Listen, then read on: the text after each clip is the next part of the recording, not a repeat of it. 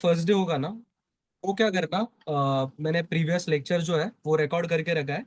आपको उसकी रिकॉर्डिंग मिल जाएगी, जो भी आपके कोऑर्डिनेटर्स रहेंगे उनके साथ कांटेक्ट कर लेना, वो आपको रिकॉर्डिंग जो है वो प्रोवाइड कर देंगे, ठीक है। तो कल अपन ने कुछ बेसिक चीजें सीखी थी, जैसे कि स्टॉक मार्केट होता क्या है, एनएससी बीएससी क्या होता है। उसके बाद अपन ने देखा था कि डिपॉजिटरीज क्या होती है, उसके बाद सेबी क्या होता है ना। तो कुछ अपन ने ये कुछ टर्म्स सीखे थे जो बेसिक है ना। सभी लोगों को वो चीजें समझ आई है कि स्टॉक क्या होता है। इफ कोई भी कंपनी होती है, इफ कोई कंपनी है, मान के चलो, इफ कोई रैंडम कंपनी, जैसे ये एप्पल का भी पेंसिल है, तो अभी ये एप्पल का प्रोडक्ट है ना। तो ये एप्पल कंपनी अपने आप मतलब खुद सारा पैसा लगाई होगी क्या ये प्रोडक्ट बनाने के लिए? डेफिनेटली नहीं। इन्होंने क्या किया होगा, इनिशियल डेज में जब इनको अपना कंपनी को एक्सपांड करना था, तो इन्होंने क्या किया होगा, अपने जो शेयर्स है वो प्रमोट किए होंगे, किनको? इन्वेस्टर्स को। मतलब इन्होंने क्या किया होगा, जब स्टॉक मार्केट में आए होंगे तो इन्होंने शेयर पब्लिकली बेचे होंगे, और पब्लिकली जब शेयर बेचते हैं तो इसको अपन क्या कहते हैं, एक आईपीओ, ठीक है।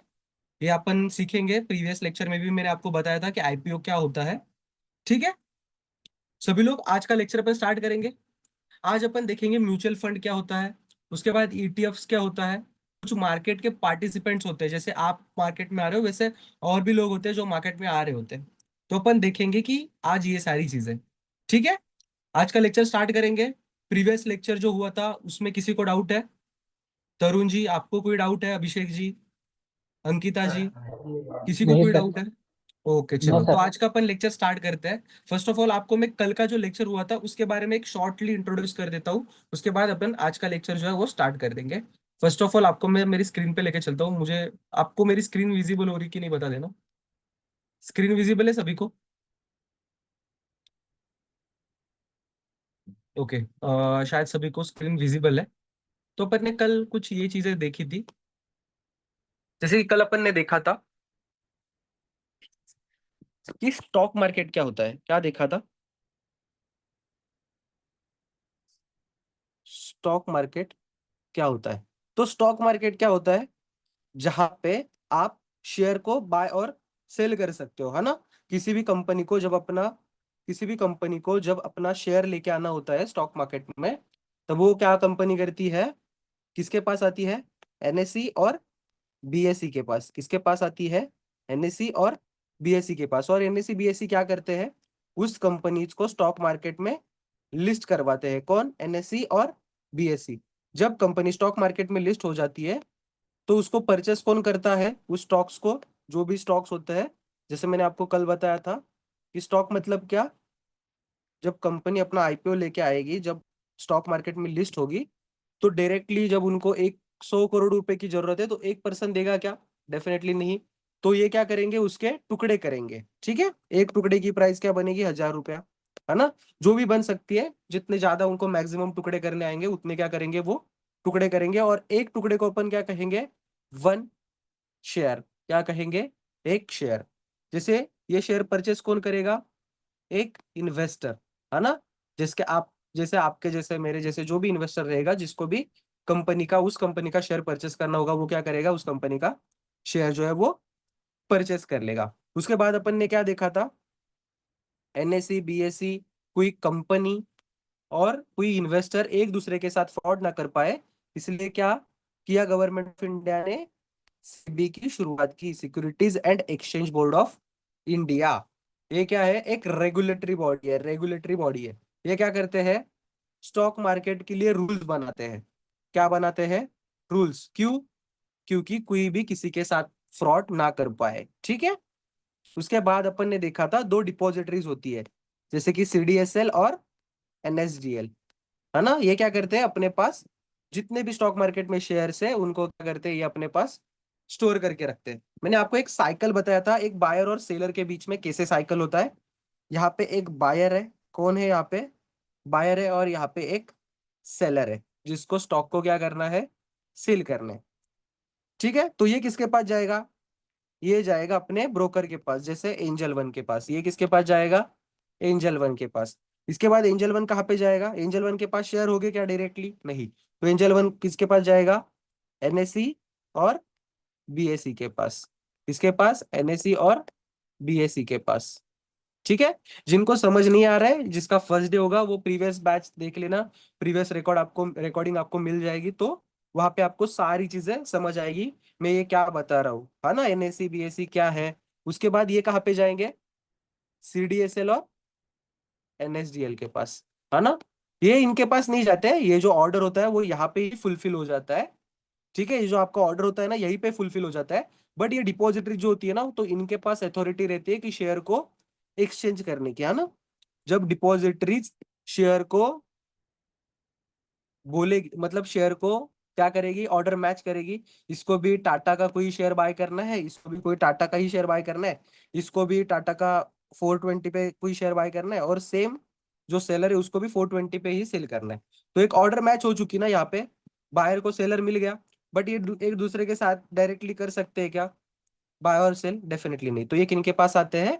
एंजल वन के पास। एंजल वन जाता है एनएससीबीएसई के पास, एनएससीबीएसई जाता है सीडीएसएल के पास, और सीडीएसएल इन दोनों के ऑर्डर क्या करता है? मैच करता है ना। बायर और सेलर के क्या करते हैं? Order match. जैसे ऑर्डर मैच हो जाते हैं, तो इसको सेलर को क्या मिल जाता है? पैसा, और बायर को शेयर मिल जाता है। सिंपल ये प्रोसेस होता है, इसके बारे में अपन ने कल देखा था। ठीक है। तो आज अपन, आज का डे अपन स्टार्ट करते हैं। आज के दिन अपन स्टार्ट करेंगे म्यूचुअल फंड से। ठीक है। कितने ऐसे लोग हैं जिनको पता है म्यूचुअल फंड क्या होता है? कितने ऐसे लोग हैं जिनको पता है म्यूचुअल फंड्स क्या होते हैं? म्यूचुअल फंड्स क्या होते हैं? देखो, आपको बताता हूँ म्यूचुअल फंड होते क्या एक्चुअल में। देखो, जैसे आप क्या करते हो, इफ आपको रिलायंस का शेयर खरीदी करना है, तो आप कहाँ पे जाओगे? स्टॉक मार्केट में। मतलब किस पे आओगे? आपके ब्रोकर के पास, एनएससी बीएससी के पास आओगे, एक्सचेंज पे आओगे, और क्या करोगे? एक्सचेंज पे आके रिलायंस के स्टॉक को क्या करोगे? डायरेक्टली परचेस कर लोगे।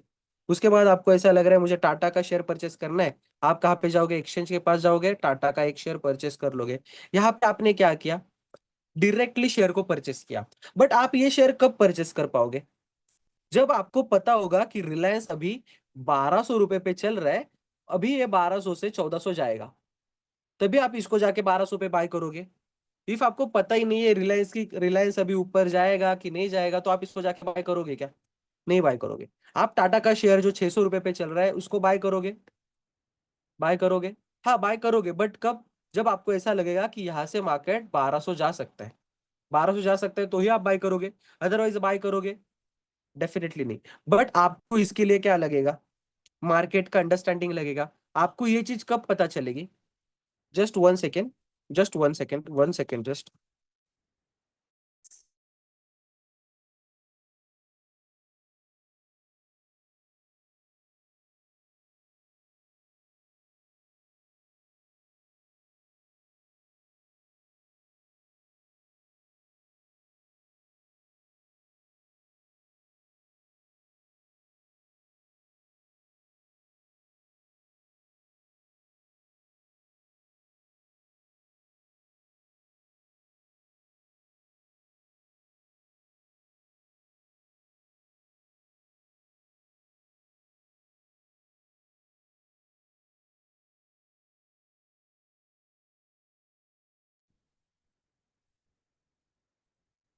हेलो, आवाज आ रही है?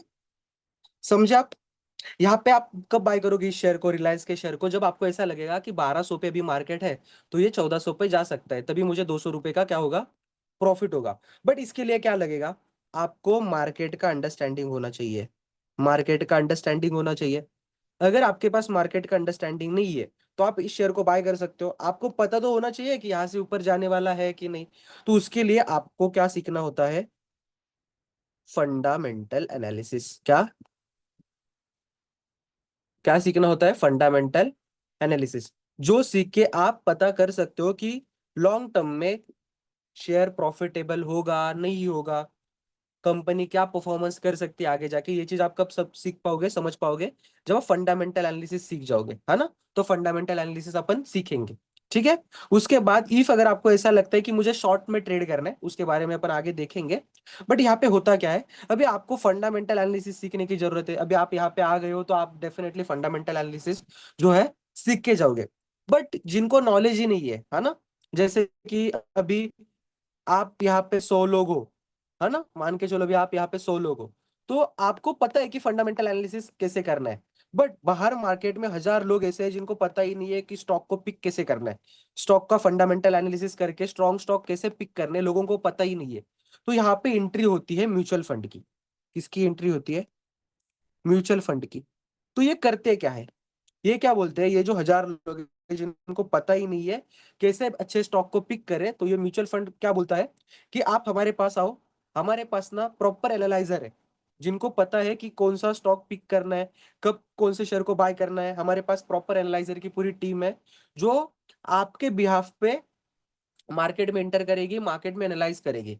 आप क्या करो, आप हर महीने हमें थोड़ा थोड़ा पैसा देते जाओ, वन शॉट पैसा दो, जो आप हमें पैसा दोगे हम क्या करेंगे, आपका जो पैसा है वो मार्केट में लगा देंगे। ठीक है। मतलब म्यूचुअल फंड क्या करता है, म्यूचुअल फंड के पास एनालाइजर होते हैं। कौन होते हैं?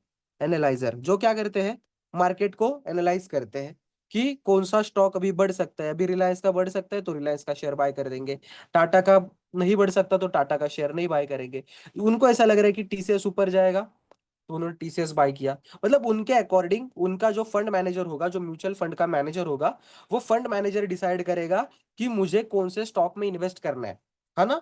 तो वो तो स्टॉक में इन्वेस्ट करेगा, बट किसके पैसे इन्वेस्ट करेगा? ये जो हजार लोग हैं जिनको स्टॉक मार्केट का नॉलेज नहीं है, वो क्या करेंगे, बेस्ट म्यूचुअल फंड जो होगा उनको हर महीने 1,000 रुपए दे देंगे। अभी अगर हजार लोग हैं, हर महीने 1,000 रुपए अगर म्यूचुअल फंड को दे रहे, तो अप्रोक्स उनके पास 1 लाख रुपए आ जाते हैं, अप्रोक्स 10 लाख रुपए आ जाते हैं। इफ उनके पास 10 लाख आते हैं तो डेफिनेटली वो फंड मैनेजर अच्छी जगह पे 10 लाख रुपए इन्वेस्ट कर सकता है ना। और जो म्यूचुअल फंड है वो जितना भी प्रॉफिट निकालता है उसके ऊपर अप्रोक्स थोड़ा बहुत वो चार्जेस लेके, मतलब उनका जो प्रॉफिट होता है वो खुद रखते हैं थोड़ा बहुत प्रॉफिट, और आपको जो है अप्रोक्स म्यूचुअल फंड अभी अगर आप देखने जाओगे तो अप्रोक्स पिछले 4-5 साल में कोई भी आप म्यूचुअल फंड उठा के देखोगे तो अप्रोक्स 18 to 22 23 तक के परसेंट के रिटर्न जो है म्यूचुअल फंड ने दे दिए हैं, है ना। 18% से 22 to 23%। अभी आपको लग रहा है ये अच्छे रिटर्न्स है? 80% से लेके 20 to 23% अच्छे रिटर्न्स है, आपको ऐसा लग रहा है? डेफिनेटली बहुत बेटर रिटर्न्स है। इफ अगर आप बैंक्स में जाते हो ना, तो बैंक जो है आपको सिर्फ और सिर्फ 6 to 8% ही इंटरेस्ट देता है ना। जो कि आपका 8% का इंटरेस्ट है वो तो पूरा इन्फ्लेशन में ही चला जाता है। इन्फ्लेशन पता है आपको? इन्फ्लेशन क्या होता है? इन्फ्लेशन पता है आपको? इन्फ्लेशन, देखो इन्फ्लेशन में आपको एक जस्ट एग्जांपल ये बताता हूँ, थोड़ा टॉपिक से थोड़ा सा अलग है, बट आप इसको समझो ये चीज को। ठीक है, ये बहुत आपके लाइफ में इम्पैक्टफुल रहेगा। आपके जो स्टॉक मार्केट की जर्नी होगी ना, वो इफ इस एक वर्ड की वजह से बहुत चेंज हो सकती है। इन्फ्लेशन। इन्फ्लेशन होता क्या है आपको बता देता हूँ। देखो, आपको पता है लॉकडाउन के पहले आप अगर एग्स परचेस करने जाते तो एग्स कितने रुपए के थे? जो एग मिलता था ना, जो अंडा मिलता था, वो अप्रोक्स 3.5 रुपए से लेके 4 रुपए तक मिल जाता था ना। इवन मैं अगर जब परचेस करता था तो 3.5 से 4 रुपए का मिल जाता था, है ना। अगर आप वही अंडा जो अभी अगर परचेस करने जाओगे ना, तो अभी वो 6 रुपए से 7 रुपए चला गया है। कितना? 6 से 7, मतलब अप्रोक्स, ये समझ पा रहे हो कितना डिफरेंस है? अप्रोक्स इसकी प्राइस 80% बढ़ चुकी है अंडे की। अंडे की प्राइस 80% बढ़ चुकी है, मतलब इसको क्या कहते हैं अपन? इन्फ्लेशन। मतलब इसको कहते हैं इन्फ्लेशन। इन्फ्लेशन। इससे फर्क क्या पड़ता है? जो आपकी परचेसिंग पावर पैरिटी होती है ना, परचेसिंग पावर पैरिटी, इसका मतलब क्या? जो चीज आप 2019 में 1 लाख रुपए में परचेस कर पा रहे थे, जो चीज आप 2019 में 1 लाख रुपए में परचेस कर पा रहे थे, सेम चीज आप 2025 में जब परचेस करने जाओगे तो उसके लिए आपको अप्रोक्स, यहाँ पे तो 80% बढ़ा है अपन, अप्रोक्स सिर्फ इन्फ्लेशन जो है अभी इंडिया का वो 6% है। इस 6 साल में अगर देखोगे तो 36, मतलब अप्रोक्स सेम चीज आपको कितने में मिलेगी? 1,36,000। कितने में मिलेगी सेम चीज जो आपने 2019 में 1 लाख में खरीदी है? अगर गवर्नमेंट के हिसाब से भी जाओगे, गवर्नमेंट आपकी कहती है कि जो इंडिया का इन्फ्लेशन है वो अप्रोक्स 6% से है। मतलब हर साल 6% से हर चीज की वैल्यू क्या होती है? बढ़ती है। हर चीज की वैल्यू कितने परसेंट से बढ़ती है? 6% से। ठीक है। तो जो चीज आपने 2019 में 1 लाख रुपए में परचेस की थी, अभी 2025 में आपको कितने में मिल रही है? 1,36,000 में। तो आप एक बात सोचो, अगर आपने बैंक में अगर पैसे रखे होते 1 लाख रुपए, तो बैंक आपको इंटरेस्ट कितना देता है पता है? अप्रोक्स 8%। कितना? अप्रोक्स, सबसे मैक्सिमम। ये तो जो एजड पर्सन होते हैं उनके लिए 8% रहता है, आपको सिर्फ 6 to 7% ही देगा बैंक। ठीक है। अगर आप देखने जाओगे तो यहाँ पे 6% के हिसाब से आपको यहाँ पे कितना मिल रहा है, या फिर 7% मान के चलो, 42, 43 जो भी मिलेगा आपको, अप्रोक्स 42,000 आपको क्या मिलेगा बैंक में इंटरेस्ट। कितना मिलेगा? बैंक में 42,000 का आपको इंटरेस्ट मिलेगा, है ना? तो आपकी 2025 में सेम 1 लाख की वैल्यू कितनी बन जा रही है? 1,42,000। और इफ देखो आपका यहाँ पे अमाउंट बढ़ा, कितना? आपकी पैसे की प्राइस बढ़ी, बट वैल्यू बढ़ी क्या? सिर्फ पैसा बढ़ा है आपका। 1 लाख के 1,24,000 हो गए, 1,24,000 नहीं, 1 लाख के 1,42,000 हो गए, बट उसकी वैल्यू बढ़ी है क्या? नहीं बढ़ी उसकी वैल्यू। उसकी वैल्यू सिर्फ 4,000 रुपए से बढ़ी है। कितनी बढ़ी? सिर्फ 4,000। अभी आप ही सोचो, 2019 में आपने 1 लाख रुपए डाले और 2025 में सिर्फ आपको 4,000 रुपए एक्स्ट्रा मिल रहे हैं। तो ये बहुत गलत बात है ना। तो यहाँ पे मैं आपको दिखाता हूँ, यहाँ पे चलो, एसआईपी पता है आपको? एसआईपी, एसआईपी का मैं आपको पहले एग्जांपल दे देता हूँ, उसके बाद में एसआईपी का कैलकुलेटर आपको दिखा दूंगा। म्यूचुअल फंड समझे क्या होता है? म्यूचुअल फंड समझे आप क्या होता है? यहाँ पे फिर से मैं एक्सप्लेन कर देता हूँ म्यूचुअल फंड। म्यूचुअल फंड्स होते क्या है? मैंने क्या बताया आपको? म्यूचुअल फंड क्या करता है, जिन लोगों को नॉलेज नहीं है उन लोगों को क्या बोलता है, आप हमारे पास क्या दो, पैसे दे दो। अभी 1 लाख लोग हैं जिनको मार्केट का कुछ भी नॉलेज नहीं है, तो वो क्या करेंगे, म्यूचुअल फंड के पास जाएंगे, उनको बोलेंगे हमारे पास सर 20,000 है, कोई बोलेगा मेरे पास 1 लाख है, कोई बोलेगा मेरे पास 30,000 है, 40,000 है, 10,000 है, कोई बोलेगा मेरे पास 500 रुपए। तो जितना भी पैसा मिल रहा है म्यूचुअल फंड वालों को, म्यूचुअल फंड वाले क्या करेंगे, परचेस करेंगे अप्रोक्स, और क्या करेंगे, इन पैसों को स्टॉक मार्केट में इन्वेस्ट कर देंगे। कहाँ पे? स्टॉक मार्केट में क्या कर देंगे, इन्वेस्ट कर देंगे। ठीक है। और जो भी रिटर्न्स बनेगा अप्रोक्स, मैंने आपको बताया अप्रोक्स 18 to 22% के आसपास पिछले 5 साल में, बहुत मतलब किसी भी आप म्यूचुअल फंड में जाओगे तो अप्रोक्स इतने रिटर्न्स तो दे ही दिए है ना। इससे कम दिए, किसी म्यूचुअल फंड ने ज्यादा भी दिए। तो आप क्या कर सकते हो, यहाँ पे म्यूचुअल फंड में इन्वेस्ट कर सकते हो। ठीक है। तो देखो, अभी म्यूचुअल फंड में जब आप इन्वेस्ट करने जाते हो ना, तो कोई डायरेक्टली इन्वेस्ट कर देता है 1 लाख रुपया, बट किसी के पास पैसे नहीं होते, है ना। जैसे जॉब पर्सन होते हैं अपन, जिसको 20,000 का ही सैलरी मिल रहा है, तो वो बोलेगा तो मैं 1 लाख कहाँ से लाऊं, 10 लाख कहाँ से लाऊं। बट उसको लॉन्ग टर्म के लिए वेल्थ क्रिएट करनी है। क्या करनी है? लॉन्ग टर्म के लिए एक वेल्थ क्रिएट करनी है। तो वो क्या करता है, म्यूचुअल फंड में हर महीने की 5,000 की एसआईपी कर देता है। एसआईपी, एसआईपी मतलब क्या? एसआईपी मतलब सिस्टमैटिक इन्वेस्टमेंट प्लानिंग। एसआईपी मतलब सिस्टमैटिक इन्वेस्टमेंट प्लानिंग। तो इसमें होता क्या है, कोई भी इन्वेस्टर लॉन्ग टर्म के ग्रोथ के लिए अपना पैसा जो है किसी भी म्यूचुअल फंड में दे देता है, किसी भी स्टॉक्स में लगा देता है। बट कितना? हर महीने एक फिक्स्ड अमाउंट, जैसे 5,000, 5,000, 10,000, 20,000, उसके कैपेबिलिटी के हिसाब से वो कितना भी अमाउंट क्या करता है, स्टॉक मार्केट में हर महीने की एक तारीख को, कोई भी तारीख फिक्स कर देता है, और उस तारीख को मार्केट में इन्वेस्ट कर देता है। तो इसको अपन क्या कहते हैं, एसआईपी। तो देखो आपको एक मैं लाइव एग्जांपल दे देता हूं कि एसआईपी देखो यहाँ पे, चलो यहाँ पे देखो, एसआईपी कैलकुलेटर। इफ अगर आप गूगल पे आओगे यहाँ पे, तो यहाँ पे आपको एसआईपी कैलकुलेटर मिल रहा है। चलो यहाँ पे अपन देखते हैं। देखो अप्रोक्स मैंने आपको क्या बताया, 18 to 22% के रिटर्न्स दिए, अपन 19% ही मान के चलते हैं। चलो यहाँ पे देखो आपने क्या किया, 5,000 रुपए दिख रहे आपको यहाँ पे, 5,000 रुपए आपने क्या किए, हर साल हर महीने आप क्या कर रहे हो, स्टॉक मार्केट में इन्वेस्ट कर रहे हो। क्या कर रहे हो, ये जो 5,000 है आप हर महीने क्या कर रहे हो, स्टॉक मार्केट में इन्वेस्ट कर रहे हो। तो देखो इफ अगर 5,000 अगर आप हर महीने इन्वेस्ट करते हैं, एक सेकेंड जस्ट, हाँ, 5,000 रुपए अगर आप एक साल के लिए इन्वेस्ट करते हो, तो यहाँ पे आपकी वैल्यू आपको दिख रही है, ये जो ऑरेंज कलर में दिख रही है 60,000, आपका ये क्या बन के आता है, यहाँ पे आपको दिख रहा है ये जो 60,000 है, ये आपका क्या बन के आता है, ये जो है वो आपका क्या बनता है, इन्वेस्टमेंट। ये क्या है आपके अभी 60,000 क्या है, आपकी इन्वेस्टमेंट है।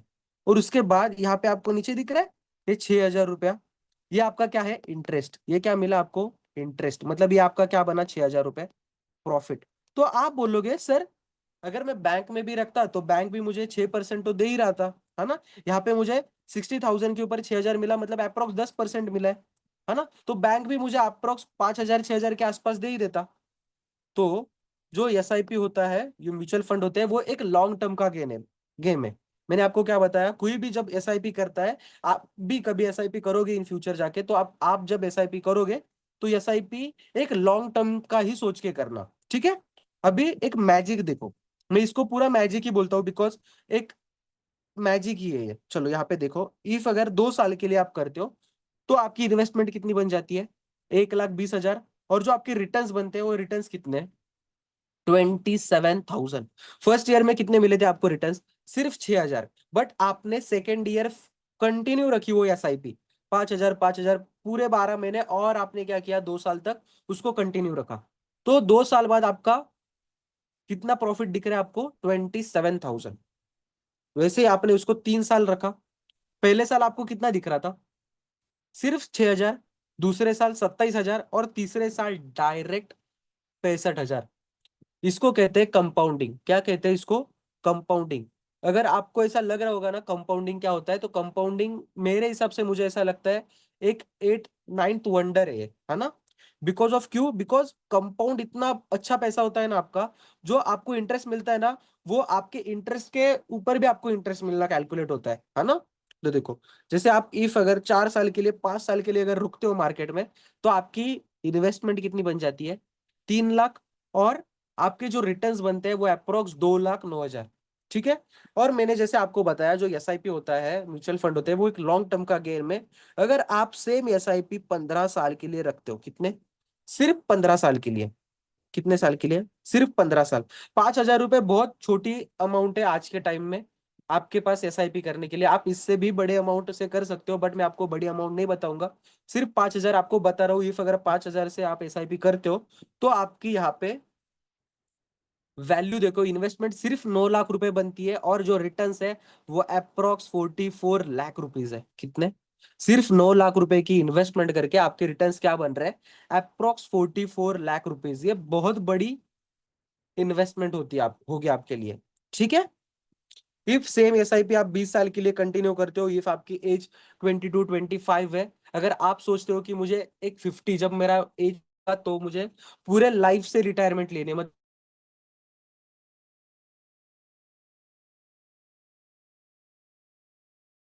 25 अगर आपकी एज है, और अगर 45 के एज पे अगर आप रिटायरमेंट प्लान कर रहे हो सिर्फ 20 साल के लिए, तो देखो यहाँ पे, सिर्फ 20 साल, अगर 5,000 रुपए की आप कंटिन्यूसली एसआईपी करते जाओगे 20 साल के लिए जितना, तो आपकी अप्रोक्स 12 लाख की इन्वेस्टमेंट बनती है, और आपके रिटर्न्स बनते हैं 1,34 लैक्स, 1,34 लैक्स की क्या बनती है आपकी यहाँ पे रिटर्न्स बनते हैं। Just 1 second.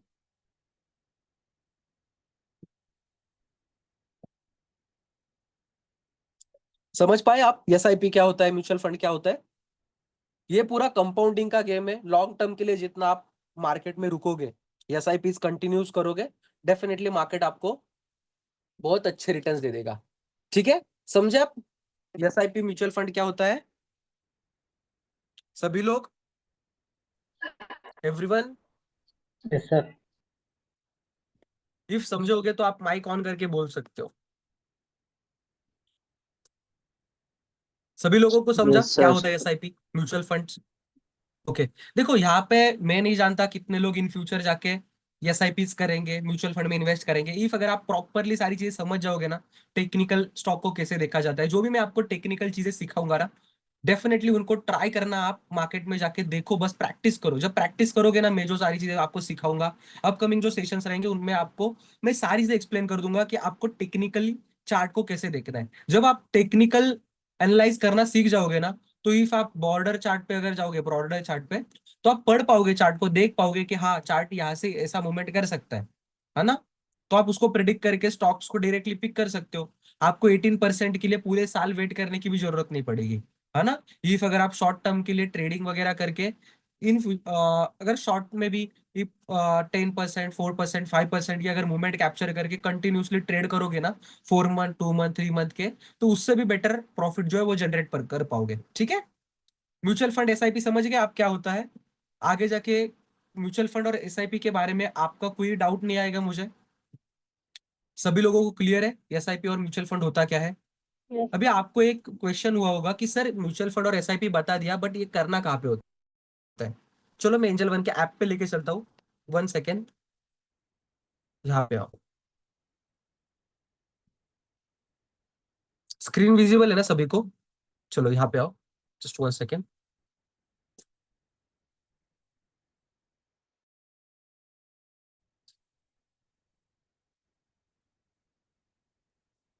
यहाँ पे आओ, मैं आपको बता देता हूँ।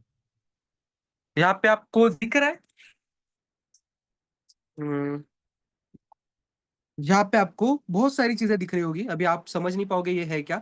कुछ आप एंजल वन का ऐप ओपन करते हो ना, तो कुछ ऐसा इंटरफेस आपके सामने होता है। यहाँ पे आपको दिख रहा है ऊपर जो सेंसेक्स लिखा है, निफ्टी लिखा है, बैंक एक्स लिखा है। तो जब आप ट्रेडिंग करोगे ना, तो सेंसेक्स निफ्टी ये जो ऊपर के, 1 सेकेंड, ये जो है ना ऊपर, सेंसेक्स निफ्टी बैंक एक्स, इसमें क्या होता है? ट्रेडिंग होता है। क्या होता है? ट्रेडिंग होगा।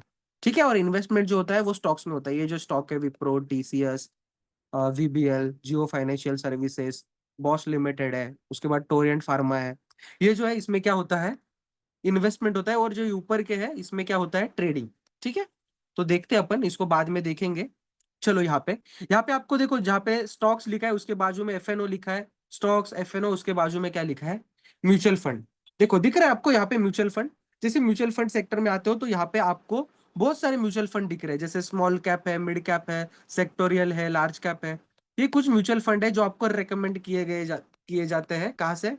जो अपना एंजल वन है, यहाँ पे आपको दिखेंगे। इफ आपको, जो आपको अगर जो भी आपको म्यूचुअल फंड बेटर लगेगा, देखो जैसे अपन देखते हैं यहाँ पे, जो स्मॉल कैप म्यूचुअल फंड होते हैं ना, स्मॉल कैप म्यूचुअल फंड, उसमें आपको रिवॉर्ड ज्यादा मिलता है। क्या ज्यादा मिलता है? रिवॉर्ड ज्यादा मिलता है। बट जो स्मॉल कैप म्यूचुअल फंड होते हैं ना, उसमें रिस्क भी ज्यादा होता है। बिकॉज ऑफ क्यों? जो स्मॉल कैप म्यूचुअल फंड होते हैं ना, वो आपका पैसा स्मॉल कंपनीज होती है ना, जो छोटी छोटी कंपनीज होती है उसमें लगा देते हैं। जो मिड कैप कंपनीज होती है ना, जो मिड कैप कंपनी, जो मिड कैप म्यूचुअल फंड्स होते हैं, वो आपका पैसा जो है वो मिड कैप जो कंपनीज होती है उसमें लगा देते हैं। और लार्ज कैप मतलब जैसे ब्लू चिप कंपनी, जैसे रिलायंस हुआ, अदानी की कोई कंपनीज होगी, या फिर टीसीएस है, इंफोसिस है, विप्रो है, उसमें जो है आपका पैसा लगता है। तो आपको अगर सेफ साइड चलना है तो लार्ज कैप में आप इन्वेस्ट करो। लार्ज कैप के जो म्यूचुअल फंड है उसमें ट्राई करो एसआईपीस वगैरह करने के लिए। ठीक है। देखो यहाँ पे आपको दिख रहा है, जो लार्ज कैप है वहां पे, यहाँ पे दिख रहा है आईसीआईसी का जो लार्ज कैप का म्यूचुअल फंड है, उसने यहाँ पे 19% के रिटर्न्स दे दिए। इफ अगर आगे आओगे तो डीएसपी का एक लार्ज कैप म्यूचुअल फंड है, उसने भी 19% के क्या दिए? रिटर्न्स दिए उसमें। उसके बाद कोटक पे आओगे, कोटक ने भी कुछ 16%, बंधन लार्ज कैप है उसने भी कुछ 17% के रिटर्न्स दे दिए। यहाँ पे दिख रहे हैं आपको सारे म्यूचुअल फंड्स लार्ज कैप वाले? दिख रहे हैं? अप्रोक्स अगर आप देखोगे तो 15 to 16% के रिटर्न्स तो आपको यहाँ पे दिख रहे हैं। उसके बाद अगर आप मिड कैप में आओगे तो देखो, मिड कैप में जो परसेंटेज की अमाउंट है कुछ बढ़ गई है ना? बिकॉज यहाँ पे क्या होता है? रिस्क भी कम होता है, थोड़ा रिस्क कम होता है, और थोड़ा आपको जो प्रॉफिट होता है वो थोड़ा वो भी कम ही मिलता है ना? और जो स्मॉल कैप में आओगे आप, तो यहाँ पे देखो, आपको देखो 26, 28, 26, 25, 20, 16, 18, 23, 19, 21, मतलब बहुत बड़े बड़े रिटर्न्स आपको यहाँ पे दिखने मिल रहे हैं। तो आप यहाँ पे कोई भी देखो, यहाँ पे एचडीएफसी का स्मॉल कैप म्यूचुअल फंड है, तो यहाँ पे आप आके क्या कर सकते हो? आपको यहाँ पे दिख रहा है एसआईपी, इन्वेस्टमेंट, इन्वेस्ट मंथली। तो आप यहाँ पे कितना भी अमाउंट 5 साल के लिए कर सकते हो, 10 साल के लिए कर सकते हो। इफ अगर आप 100 रुपए 5 साल के लिए अगर इन्वेस्ट करते हो, तो यहाँ पे आपकी इन्वेस्टमेंट कितनी बन जाती है? 5 साल बाद 6,000, और आपके जो रिटर्न्स बनते हैं वो अप्रोक्स 9,000 के आसपास क्या बनेंगे? रिटर्न्स। ठीक है। इफ अगर आप सिर्फ 1,000 रुपए 5,000 की इसमें अगर एसआईपी करते हो, दिख रहा है आपको यहाँ पे दिख रहा है आपको? आपने क्या किया यहाँ पे? 5,000 की क्या की? एसआईपी। तो आपके 5 साल बाद कितने बन रहे दिख रहे हैं आप सभी को? 7 लाख रुपए बन जा रहे हैं, सिर्फ 5,000 की 5 साल के लिए आप एसआईपी कर रहे हो तो, है ना? तो ऐसा कुछ होता है म्यूचुअल फंड। सभी लोग समझे म्यूचुअल फंड कैसे होता है? सभी को समझा म्यूचुअल फंड कहाँ पे बाय करने होते हैं? जब आप एंजल वन के ऐप में आ जाओगे तो यहाँ पे आपको क्या दिखेगा? बाय और सेल का, ये देखो यहाँ पे स्टॉक्स, ये सब कुछ आपके सामने इंटरफेस रहता है। म्यूचुअल फंड में आने के बाद यहाँ पे आपको सारी चीजें जो है वो प्रॉपरली दिख जाती है। यहाँ पे small cap, mid cap, sectoral, sectoral wise भी रहते हैं म्यूचुअल फंड्स। ठीक है। उसके बाद आप लार्ज कैप यहाँ पे जिसमें भी आप करना चाहोगे उसमें एसआईपी कर सकते हो। ठीक है। समझे सभी लोग एसआईपी, म्यूचुअल फंड्स? चलो तो आगे बढ़ेंगे अपन। इफ सभी लोग समझ पाए होंगे तो आगे बढ़ेंगे एवरीवन। तो एसआईपी में अगर हमें पैसे इन्वेस्ट करने के बाद निकालने हो तो वो कैसे निकालते हैं फिर? समझ नहीं पाया मैं, बोलो क्या बोल रहे हैं आप। मैं कह रही हूँ एसआईपी में अगर हम पैसे इन्वेस्ट करते हैं हाँ हाँ। और उसके निकालने होते हैं तो फिर वो वहां पे विड्रॉल। ऑप्शन आता है आपको, वहां से एग्जिट का आपको ऑप्शन आता है। ठीक है, सेल का आपको ऑप्शन आएगा। जब आप बाय करोगे ना किसी भी म्यूचुअल फंड को, जब बाय करोगे उसमें एसआईपी करोगे तो वहां पे आपको दिखता है आपकी इन्वेस्टमेंट कितनी हुई है, आपका प्रॉफिट कितना हो रहा है, कितना परसेंट आपको रिटर्न्स है। आपने जिस कंपनी का, मतलब जिस म्यूचुअल फंड में एसआईपी स्टार्ट किया आपने, उस म्यूचुअल फंड ने कौन से शेयर को पिक करके रखा है, वो भी आपको दिखता है ना। मतलब जिस म्यूचुअल फंड के पास आप पैसे दे रहे हो तो ट्रांसपेरेंसी मेंटेन होती है उसमें। आप आपको दिखता है कि मेरा जो म्यूचुअल फंड वाला है, मेरा जो म्यूचुअल फंड के जो डिस्ट्रीब्यूटर है, जो भी म्यूचुअल फंड का मैनेजर है, उसने मेरे पैसे कहाँ पे लगाए, आपको वहां पे दिखता भी है वो, है ना। जब आपको एग्जिट करना होता है, आपको ऐसा नहीं है कि कंपलसरी आप 10 साल करो, 20 साल करो। आज आपने एसआईपी स्टार्ट की, कल भी एग्जिट कर सकते हो। आज स्टार्ट की, आज भी एग्जिट कर सकते हो, बट आपको प्रॉफिट बनाना है लॉन्ग टर्म के लिए, तो आप वेट करोगे, होल्ड करोगे, जब प्रॉफिट बनेगा तभी एग्जिट कर दोगे। ठीक है। तो वहां पे तो दिखेगा जैसे स्टॉक को अपन सेल करते हैं, वैसे सेम उसके ऊपर आपको क्या करना होता है, क्लिक करना होता है। वहां पे आपको ऑप्शन आ जाता है सेल के लिए, तो आप सेल के ऊपर क्लिक कर देते हो। सिंपल चीज है। ठीक है। ठीक है एवरीवन। चलो आगे बढ़ेंगे अपन। हेलो। आगे बढ़ेंगे। सभी लोग समझ पाए एवरीवन। ओके ठीक है चलो। तो अपन देखते हैं मार्केट पार्टिसिपेंट्स। Just 1 second. मेरी स्क्रीन विजिबल है सभी को। चलो यहाँ पे आओ। उसके बाद अपन देखेंगे मार्केट के पार्टिसिपेंट्स। आप सभी को पता है मार्केट का टाइम क्या है, इंडियन मार्केट का टाइम। इंडियन मार्केट का टाइम पता है ना सभी को। नहीं तो ऐसा नहीं होना चाहिए कि सर सीख तो सारी चीजें गई बट मार्केट कब चालू होता है ना। मार्केट चालू होता है सुबह 9:15 से लेके 3:15 तक। कब तक होता है। अभी आप बोलोगे सर हमने तो देखा था मार्केट जो है ना सुबह 9 बजे ही चालू होता है, और 3:30 तक भी कभी कभी ना एक्टिविटीज दिखती है मार्केट में। तो ये जो 9 बजे मार्केट स्टार्ट होता है और 3:30 तक रहता है ना, वो अपने लिए नहीं रहता। जो इतने टाइम में किसी ने बाय सेल ऑर्डर किया होता है, जब मार्केट बंद होता है तब जिन्होंने बाय सेल के ऑर्डर्स किए होते हैं, जब मार्केट में कुछ लोग रहते हैं वो जो बीटीएसटी ट्रेड करते हैं। बीटीएसटी मतलब आज बाय करके कल सेल कर देंगे, ऐसे कुछ क्लाइंट्स होते हैं, जो भी इन्वेस्टर्स होते हैं वो बीटीएसटी करते हैं। बीटीएसटी है ना। बीटीएसटी मतलब बाय टुडे सेल टुमारो, आज बाय करेंगे कल बेच देंगे। तो इनके कुछ ऑर्डर्स रहते हैं। तो जब मार्केट क्लोज हो जाता है ना, तब ये जो ब्रोकर्स होते हैं वो इसका सेटलमेंट होता है। इसके लिए जो मार्केट है वो कुछ आपको मूवमेंट करते हुए दिखता है, बहुत बड़ा मूवमेंट नहीं होता इसमें। एक 5-10 2-5 रुपए का मूवमेंट होता है। और मार्केट जो है वो प्री मार्केट ओपनिंग रहता है 9 बजे। कब होता है प्री मार्केट ओपनिंग होता है। प्री मार्केट का ओपनिंग होता है कब होता है 9 बजे। 9 बजे प्री मार्केट ओपनिंग होता है, और 9 बजे से लेके 9:15 तक सारे जो प्रीवियस डे के जिन्होंने बीटीएसटी कैरी किया है, मतलब कल बाय करके रखा है और आज जो सेल करने वाले हैं, जब मार्केट क्लोज होता है, जब बंद होता है, तभी भी कुछ लोग रहते हैं ना जो लिमिट ऑर्डर लगा के छोड़ देते हैं। किसी भी शेयर को बाय करना होता है तो वो रात को भी जाके बाय करके रखते हैं जब मार्केट क्लोज होता है।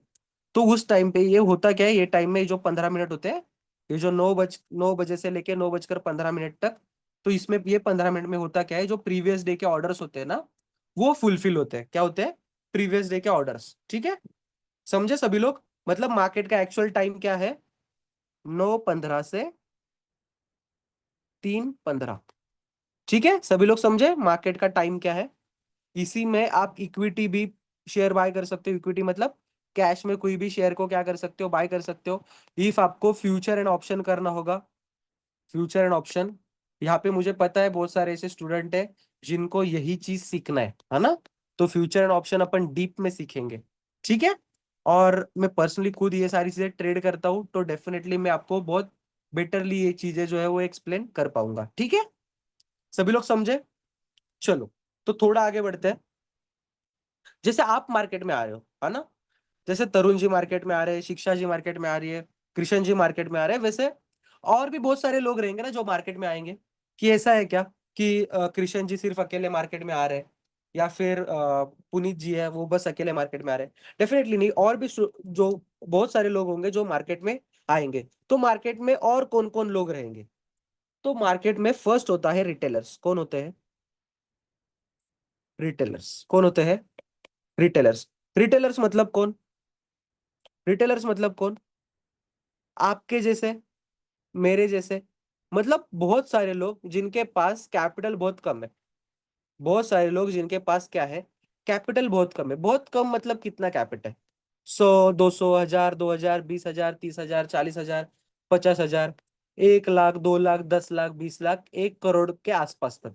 इसको अपन क्या कहते हैं? एक रिटेलर्स। क्या कहते हैं? रिटेलर। क्या कहते हैं? रिटेलर। किसी भी रिटेलर के पास इतना कैपिटल होता है ना? 1 करोड़ भी हो जाता है किसी रिटेलर के पास। इफ जैसे आपको मैंने बताया कि आप 5,000 की एसआईपी अभी स्टार्ट करोगे, तो हो सकता है 20 साल बाद आपके पास भी हो सकते हैं, है ना, 1 करोड़ रुपए। तो आप वहां पे बड़े इन्वेस्टर बन जाओगे क्या? डेफिनेटली नहीं, आप एक छोटे इन्वेस्टर ही रहोगे। इफ आपके पास 1 करोड़ भी है तो भी आप एक रिटेलर में ही आते हो, है ना? रिटेलर मतलब कौन? आपके और मेरे जैसे जिसके पास बहुत कम कैपिटल है, 10 लाख, 20 लाख, 1 करोड़, 2 करोड़ के आसपास। ठीक है। उसके बाद आते हैं सेकंड, HNI। HNI मतलब high net worth investor. High net worth investor. High net worth investor मतलब कौन? तो जिनके पास बहुत बड़ा पैसा है, बहुत ज्यादा पैसा है। बहुत ज्यादा मतलब कितना? 5 करोड़ से लेके अप्रोक्स 100 करोड़, 200 करोड़, 300 करोड़ के आसपास उनके पास क्या है, कैपिटल है। कितना है? 5 करोड़ से लेके 100, 200, 300 करोड़। जैसे आपने नाम सुना होगा राधा किशन दमानी। सुना है आपने राधा किशन दमानी का नाम? किसी का माइक ऑन है तो माइक ऑफ कर लेना। राधा किशन दमानी का नाम कितने लोगों ने यहां से सुना है? सुना है किसी ने राधा किशन दमानी, राकेश झुनझुनवाला? नाम सुना है आपने किसी ने? राकेश झुनझुनवाला, राधा किशन दमानी, इनका कोई नहीं है जिसने इनका नाम सुना होगा? एवरीवन, मैं आपसे बोल रहा हूँ, कोई है जिसने इनका नाम सुना है, Rakesh Jhunjhunwala, Radha Kishan Damani? No sir. Okay ठीक है, मैं आपको बता देता हूँ राकेश झुनझुनवाला और राधा किशन दमानी है कौन। चलो यहाँ पे आओ। डीमार्ट पता है सभी को? डीमार्ट, डीमार्ट पता है? डीमार्ट, डीमार्ट का फुल फॉर्म है दमानी स्मार्ट। क्या फुल फॉर्म है? दमानी स्मार्ट। दमानी कौन है? राधा किशन दमानी। ठीक है, जो डीमार्ट के ओनर है ना, उनका नाम है राधा किशन दमानी। ठीक है। तो इनके पास बहुत बड़ा पैसा है और ये स्टॉक मार्केट के एक बहुत बड़े इन्वेस्टर है ना? बहुत बहुत पहले से इनकी जो है स्टॉक मार्केट में पकड़ है। बहुत पहले से स्टॉक मार्केट में ट्रेड कर रहे हैं। और जो राकेश झुनझुनवाला है, इनको अपन इंडिया का वॉरेन बफेट कहते हैं। इंडिया का वॉरेन बफेट मतलब जो स्टॉक मार्केट होता है ना, उसमें अब तक की जर्नी में इंडिया में सबसे अगर ज्यादा पैसा किसी ने कमाया होगा, हर्षद मेहता वगैरह ये लोग थे। बट अभी के टाइम पे अगर कोई रहेगा तो वो है राकेश झुनझुनवाला, जिनकी अप्रोक्स नेटवर्थ जो है वो 6,000 करोड़ से भी ज्यादा है। 6,000 करोड़ से भी ज्यादा है। अभी इनकी कैपिटल इतनी बड़ी बनी कैसे, है ना? तो ये जो थे आपके और मेरे जैसे एक नॉर्मल इन्वेस्टर थे। इन्होंने क्या किया था, बहुत बड़ा पोर्टफोलियो बना के रखा था। इनका कहना क्या था, आप क्या करो, अलग अलग अलग अलग शेयर्स में क्या करो, अपना पैसा इन्वेस्ट करो। क्या करो? आपका जो पैसा है वो रिलायंस, टाटा, अदानी, बिरला, अंबानी, और भी है, जो भी कंपनीज रहेगी, TCS है, इन्फोसिस है, विप्रो है। मैं आपको एग्जांपल के लिए बता रहा हूँ, जो भी कंपनीज है अलग अलग अलग अलग कंपनीज में क्या करो, अपना पैसा इन्वेस्टमेंट करो। इन्वेस्ट करो बिकॉज ऑफ क्यों? अगर बिरला की कोई कंपनी लॉस में जाती है तो ये जो बाकी की कंपनीज होगी ना, वो आपको प्रॉफिट बना के देगी, है ना? एक ही जगह पे अगर आप पैसा डालोगे, पूरा पैसा, अगर एक ही कंपनी पूरी डूब गई तो डेफिनेटली इतना चांसेस नहीं होता कंपनी का किसी भी डूबने का। बट हो सकता है ना, अनसर्टन है, कुछ भी हो सकता है मार्केट में, है ना? ऐसा हो सकता है बी कंपनी, ये जो कंपनी है, इसने 100 करोड़ का प्रॉफिट बनाया, जो इसका कंपनी का वैल्यूएशन था वो डायरेक्टली 4 गुना, 5 गुना हो गया। मतलब 100 रुपए पे शेयर था, डायरेक्टली 400, 500 रुपए का क्या हुआ, शेयर जो है वो बन गया। हो सकता है ना ऐसा, everyone? Yes sir, yes sir. Okay, तो ये लोग क्या करते हैं, जो बड़े लोग हैं वो क्या करते हैं, अपना पोर्टफोलियो जो है वो डाइवर्सिफाई करते हैं।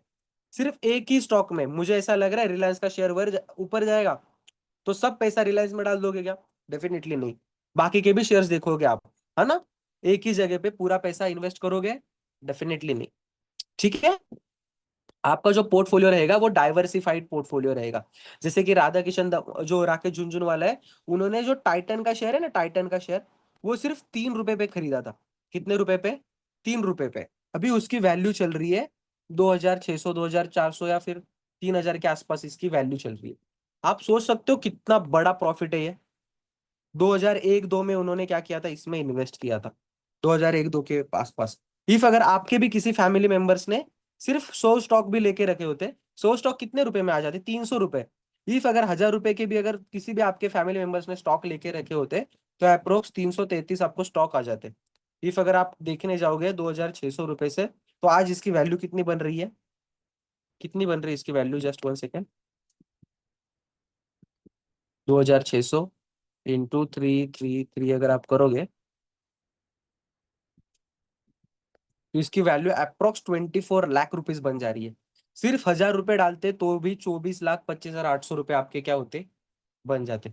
समझ पा रहे हो कितना बड़ा ये होता है? ये स्टॉक मार्केट में if अगर आप इन्वेस्ट करते हो तो डेफिनेटली ये सारी चीजें आपके साथ होगी, बट उसके लिए कंसिस्टेंसी की बहुत जरूरत है। समझे आप? HNI, HNI समझे? HNI जिनके पास कैपिटल बहुत ज्यादा है। पहला अपन ने क्या समझा? रिटेलर्स। रिटेलर्स मतलब जिनके पास 100-200 रुपए से लेके 1-2 करोड़ के आसपास क्या है? पैसे है। उसके बाद अपन ने समझा HNI। HNI मतलब कौन? जिसके पास 5 CR से लेके 200, 300, 400, 500, 600, 1000 CR तक है। कितने? 1000 करोड़ तक, है ना? उसके बाद आते हैं DII। इस यहाँ पे अभी ध्यान से समझो DII होता क्या है। DII मतलब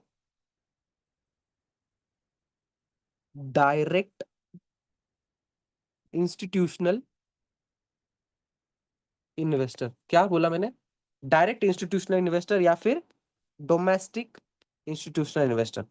कोई लोग इसको डोमेस्टिक कहते हैं, कोई लोग इसको डायरेक्ट कहते हैं। आप कुछ भी समझो, डायरेक्ट इंस्टीट्यूशनल इन्वेस्टर या फिर डोमेस्टिक इंस्टीट्यूशनल इन्वेस्टर मतलब क्या? DII में आते कौन है? DII में आते हैं आपकी LIC। LIC पॉलिसी पता है ना सभी को? LIC। उसके बाद जो भी जॉब पर्सन होंगे उनको पता होगा कि उनके सैलरी में से PF कटता है। PF कटता है ना सभी के सैलरी में से, जो भी जॉब पे जाते होंगे। तो PF, जो भी आपका PF कटता है ना, वो PF का पैसा जाता है स्टॉक मार्केट में। कहाँ पे जाता है? स्टॉक मार्केट में।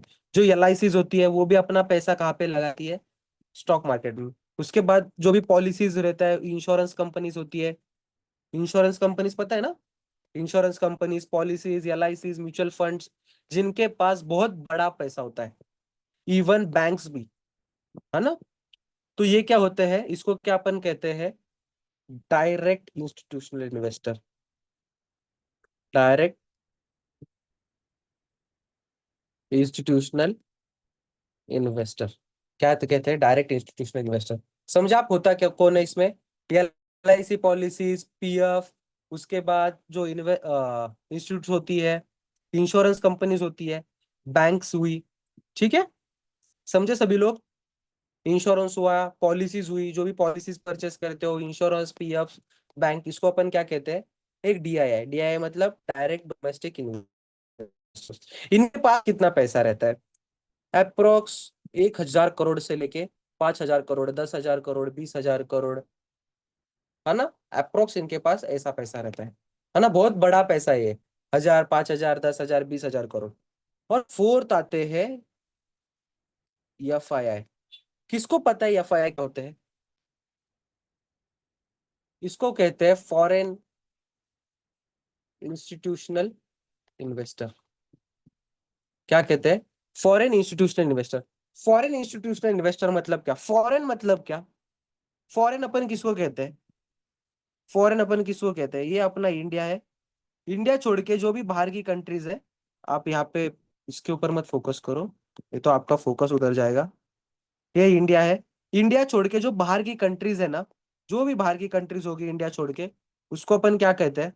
Foreign countries. क्या कहते हैं? फॉरेन कंट्रीज क्या कहते हैं, इंडिया छोड़ के जो भी बाहर की देश है उसको अपन क्या कहते हैं, फॉरेन कंट्रीज। मतलब जब फॉरेन की कंपनी,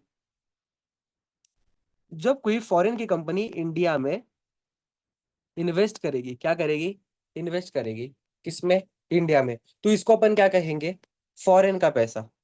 क्या कहेंगे, फॉरेन का पैसा।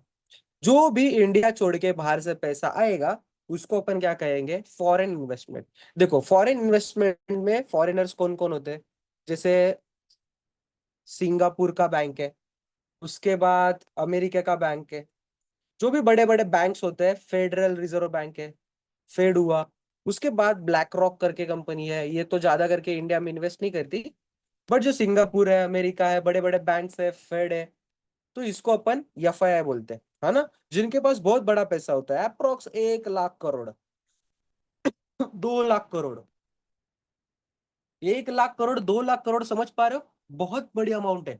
आपके आपके पास अगर 1 करोड़, 2 करोड़, 10 करोड़, 20 करोड़ भी रहेंगे ना, एक सेकेंड,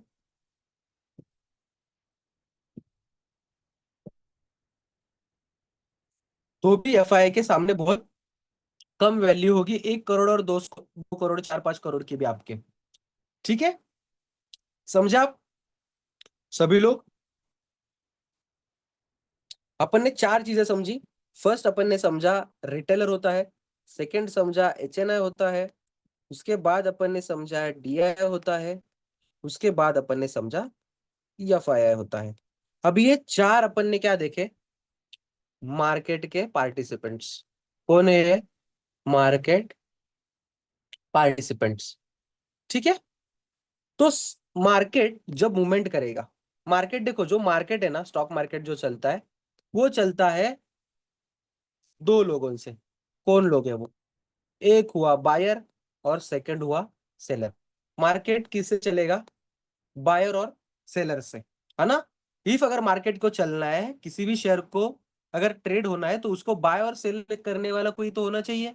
इफ अगर बायर और सेलर ही नहीं होगा तो मार्केट चल ही नहीं पाएगा, है ना। जो मार्केट अप और डाउन होता है ना, वो होता है बायर्स और सेलर की वजह से। किसकी वजह से, जब मार्केट में बायर्स, जब मार्केट में बायर ज्यादा बाइंग करते हैं, जब बायर्स हायर प्राइस पे किसी भी स्टॉक को बाइंग करने के लिए रेडी हो जाते हैं, तो उस स्टॉक की प्राइस क्या होती है, बढ़ती है। और जब सेलर्स किसी भी स्टॉक को कम प्राइस में सेलिंग करना चाहते हैं, तो उसकी प्राइस क्या होती है, कम होना स्टार्ट होती है। मतलब जब मार्केट में बायर्स बढ़ेंगे तो प्राइस होगी ऊपर जाएगी, जब मार्केट में सेलर्स बढ़ेंगे तो प्राइस नीचे जाएगी। ठीक है, तो इसको अपन आगे देखेंगे। आपको समझ गए, आप सभी लोग समझ गए रिटेलर्स, एचएनआई, डीआई और एफआईआई क्या होते हैं, सभी लोग, सभी लोग समझे। Yes sir. कोई ऐसा पर्सन है जिसको समझ नहीं आया कि सर ये चीज नहीं समझ आई, ये पॉइंट नहीं समझ आया, कोई ऐसा पॉइंट है जो किसी को समझ नहीं आया होगा, या फिर हर चीज आपको समझ आई, एवरीवन, सभी को समझ आया है, just 1 second, everyone, Abhishek ji, Ranveer जी, प्रियांशी जी, समझ आया सभी को, तरुण जी आपको समझा, चलो ठीक है। फिर जो भी चीजें अपन ने आज देखी है, होप करता हूँ सभी को समझ आ चुकी होगी। तो अपन आज का डे यहाँ पे क्लोज करते हैं। कल अपन देखेंगे, कल से जो भी लेक्चर्स होंगे ना, पूरे प्रैक्टिकल लेक्चर होंगे, है ना, क्योंकि थियोरिटिकल सारी चीजें खत्म हो चुकी है यहाँ पे। कल से जो होगा अपन प्रैक्टिकली सारी चीजें देखेंगे, फंडामेंटल टेक्निकल एनालिसिस, जो कि चार्ट पे देखना होता है आपको, है ना। कैसे आप अच्छा बेटर स्टॉक पिक कर पाओगे, कोई अच्छे स्टॉक में कैसे इंटर कर पाओगे, कैसे आप ट्रेडिंग कर पाओगे, है ना। टेक्निकल एनालिसिस क्या होता है, कैंडल स्टिक, चार्ट पैटर्न्स, बहुत सारे मार्केट के टर्म्स है, अपन उसको देखेंगे, है ना। मैं आपको बहुत चीजें नहीं सिखाना चाहता, जो इंपॉर्टेंट है ना मार्केट में पैसा निकालने के लिए, वही चीजें जो है मैं आपको यहाँ पे एक्सप्लेन करूंगा। ठीक है सभी लोग, चलो फिर सभी लोग एग्जिट कर देना, सभी लोग टाइम पे आ जाना, कल 7:30 बजे एक्यूरेट सभी लोग यहाँ पे होने चाहिए। ठीक है, आज की सेशन में किसी को डाउट नहीं है ना, इफ डाउट होगा तो आप अभी मुझे पूछ लेना, अपन यहीं पे डाउट जो है आपका क्लियर कर देंगे। किसी को डाउट है कुछ, नहीं। चलो फिर ठीक है, सभी नो लोग सर। फिर